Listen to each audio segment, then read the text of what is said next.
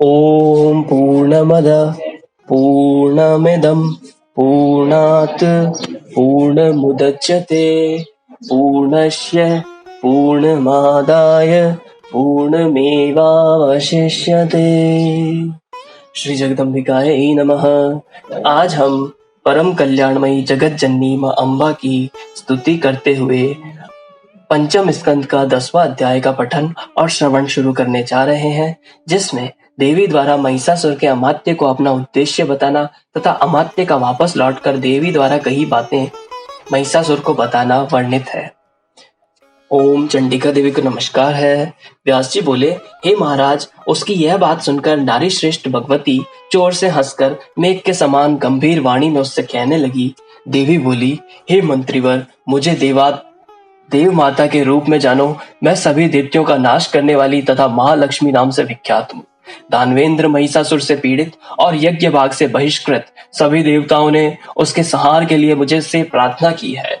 हे मंत्री श्रेष्ठ, इसलिए उसके वध के लिए पूर्ण रूप से तत्पर होकर मैं बिना किसी सेना के अकेले ही आज यहाँ आई हूँ। हे अनग, तुमने जो शांति पूर्वक आदर के साथ मेरा स्वागत करके मधुर वाणी में मुझसे बात की है, उससे मैं बहुत प्रसन्न हूँ। अन्यथा अपनी कालाग्नि के समान दृष्टि से तुम्हें भस्म कर देती। मधुरता के युक्त वचन भला किसके लिए प्रीतिकारक नहीं होता। अब तुम जाओ और मेरे शब्दों में उस पापी महिषासुर से कह दो, यदि तुम्हें जीवित रहने की अभिलाषा हो तो अभी पाताल लोक में चले जाओ, नहीं तो मैं तुझ पापी तथा दुष्ट को रणभूमि में मार डालूंगी। मेरे बाणों से छिन्न भिन्न शरीर वाले होकर तुम यमपुरी चले जाओगे। हे मूर्ख, इसे मेरी दयालुता समझकर तुम यहाँ से शीघ्र चले जाओ, नहीं तो तुम्हारे मार दिए जाने पर देवतागण निश्चय ही तत्काल स्वर्ग राज्य पा लेंगे। इसलिए जब तक मेरे बाण तुझ पर नहीं गिरते, उसके पूर्व ही तुम शीघ्रतापूर्वक समुद्र सहित पृथ्वी का त्याग करके पाताल लोक को चले जाओ। हे असुर, यदि तुम्हारे मन में युद्ध की इच्छा हो तो अपने सभी महाबली वीरों को साथ लेकर शीघ्र आ जाओ, मैं सबको यमपुरी पहुंचा दूंगी। हे महामूढ़, मैंने युग युग में तुम्हारे जैसे असंख्य दैत्यों का संहार किया है, उसी प्रकार तुम्हें भी रण में मार डालूंगी। मेरे सामना करके तुम मेरे शस्त्र धारण करने के परिश्रम को सफल करो, नहीं तो यह श्रम व्यर्थ हो जाएगा। काम पीड़ित तुम रणभूमि में मेरे साथ युद्ध करो। हे दुरात्मन, तुम इस बात पर अभिमान मत करो कि मुझे ब्रह्मा का वर प्राप्त हो गया है। हे मूढ़, केवल स्त्री के द्वारा वध्य होने के कारण तुमने श्रेष्ठ देवताओं को बहुत पीड़ित किया है। अतः ब्रह्मा जी का वचन सत्य करना है, इसलिए स्त्री का अनुपम रूप धारण करके मैं तुझ पापी का संहार करने के लिए यहाँ आई हूँ। हे मूढ़, यदि जीवित रहने की तुम्हारी इच्छा हो तो तत्काल पृथ्वी लोक छोड़कर तुम सर्पों से भरे पाताल लोक को चले जाओ। व्यास जी बोले, देवी ने उससे ऐसा कहा। तब उनकी बात सुनकर वह पराक्रमशाली मंत्री श्रेष्ठ उनसे सार गर्भित वचन कहने लगा। हे देवी, आप अभिमान में चूर होकर एक साधारण स्त्री के समान बात कर रही हैं। कहीं वे महिषासुर और कहां आप। यह युद्ध तो असंभव ही दिखता है। आप यहाँ अकेली हैं और उस पर भी सद्य युवावस्था को प्राप्त सुकुमार बाला है। इसके विपरीत वे महिषासुर विशाल शरीर वाला है। ऐसी स्थिति में उनकी और आपकी तुलना कल्पनातीत है। उनके पास हाथी, घोड़े और रथ से परिपूर्ण, पैदल सैनिकों से संपन्न तथा अनेक प्रकार के आयुधों से सज्जित अनेक प्रकार की सेना है। मालती के पुष्पों को कुचल डालने में गजराज को भला कौन सा परिश्रम करना पड़ता है। हे सुजगले, उसी प्रकार युद्ध में आपको मारने में महिषासुर को कुछ भी प्रयास नहीं करना पड़ेगा। यदि मैं आपको थोड़ा भी कठोर वचन कह दूं तो वह श्रृंगार रस के विरुद्ध होगा, और मैं रस भंग से डरता हूँ। हमारे राजा महिषासुर देवताओं के शत्रु हैं, किंतु वे आपके प्रति अनुराग युक्त हैं। मेरे राजा ने कहा है कि मैं आपसे साम तथा दान नीतियों से पूर्ण वचन ही बोलूं, अन्यथा मैं झूठ बोलने वाली, मिथ्या अभिमान में भरकर चतुरता दिखाने वाली और रूप तथा यौवन के अभिमान में चूर रहने वाली आपको इसी समय अपने बाण से मार डालता। आपके अलौकिक रूप के विषय में सुनकर मेरे स्वामी मोहित हो गए हैं। उनकी प्रसन्नता के लिए मुझे प्रिय वचन बोलना पड़ रहा है। उनका संपूर्ण राज्य तथा धन आपका है, क्योंकि वे महाराज महिषासुर निश्चय ही आपके दास हो चुके हैं। अतः हे विशाल नयने, इस मृत्युदायक रोष का त्याग करके उनके प्रति प्रेम भाव प्रदर्शित कीजिए। हे भामिनी, मैं भक्ति भाव से आपके चरणों पर गिर रहा हूँ।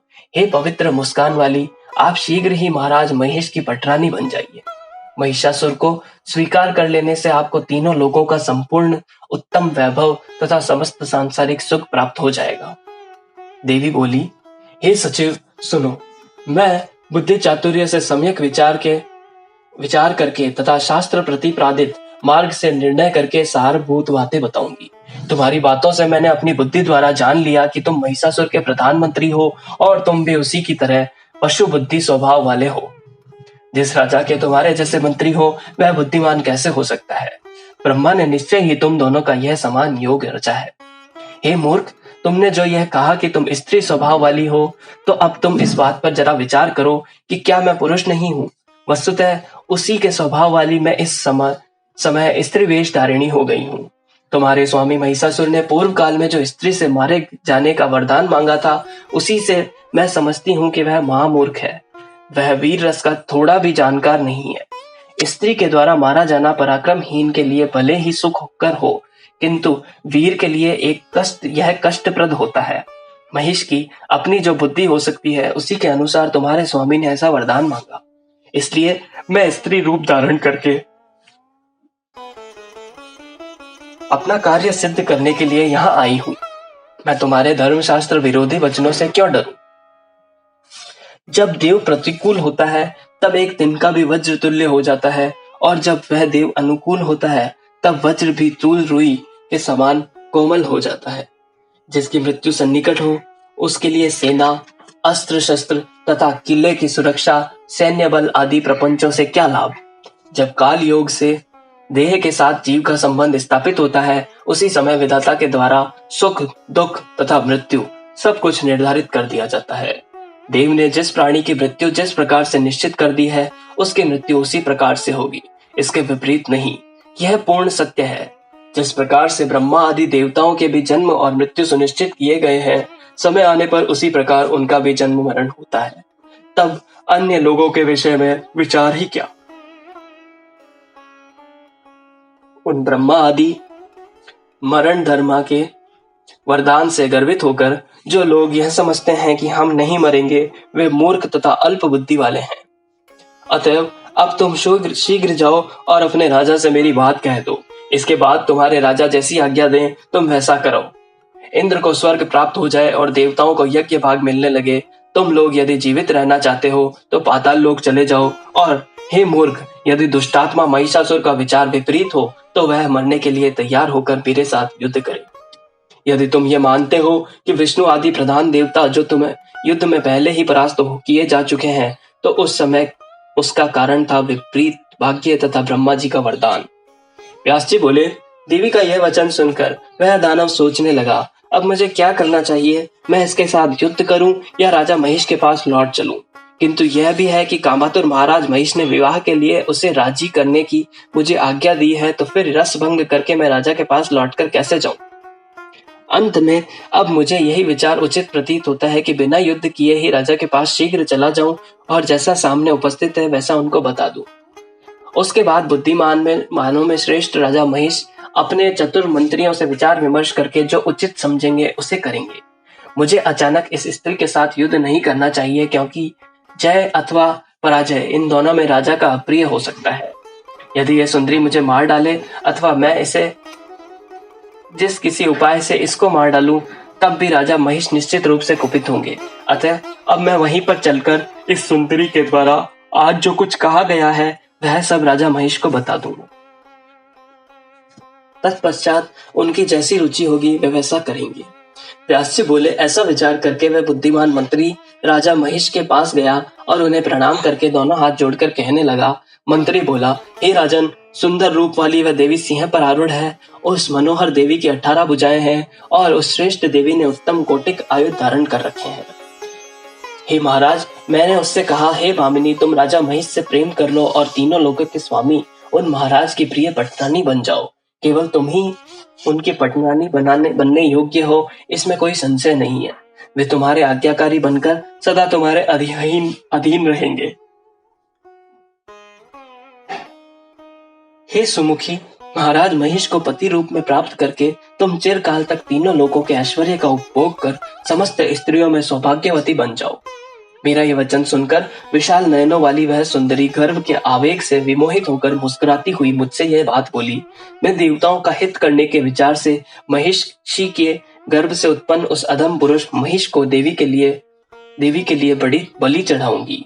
हे मंद बुद्धे, इस संसार में भला कौन मूर्ख स्त्री महिष को पति रूप में स्वीकार कर सकती है? क्या मुझ जैसी स्त्री पशु स्वभाव वाले उस महिषासुर से प्रेम कर सकती है? हे मूर्ख, सींग वाली तथा जोर जोर से चिल्लाने वाली कोई महिषी ही उस श्रृंगधारी महिष को अपना पति बना सकती है, किंतु मैं वैसी मूर्ख नहीं हूँ। मैं तो देवताओं के शत्रु महिषासुर के साथ रण क्षेत्र में युद्ध करूंगी और उसे मार डालूंगी। हे दुष्ट, यदि जीवित रहने की तुम्हारी इच्छा है तो अभी पाताल लोक चले जाओ। हे राजन, उस मदमत